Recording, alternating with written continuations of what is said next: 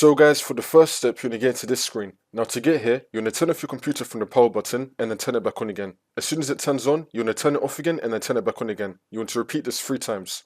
So you're going to turn off your computer from the power button and then turn it back on again. As soon as it turns on, you're going to turn it off again and then turn it back on again. You want to repeat this 3 times, and then on the 4th time when you turn your computer back on again, it will then take you into this screen. It's going to say that your PC did not start correctly. You're going to click on Advanced Options. And then once you're on this, you're going to click on Troubleshoot, Advanced Options, and then Command Prompt. If you do not see Command Prompt, then you're going to click on SIEM Recovery Options. Then it should appear right here. So you're going to click on Command Prompt, and now this will come up. And then once you're on this, you're going to type in sfc /scan now, and then click on Enter. Then you want to run the scan. Wait for this to load. I'm going to skip the video to when the scan will be fully completed. And then once that's been done, you now want to type in chkdsk /c:/f//r. Click on Enter. And you now want to run this scan as well. Wait for this to load.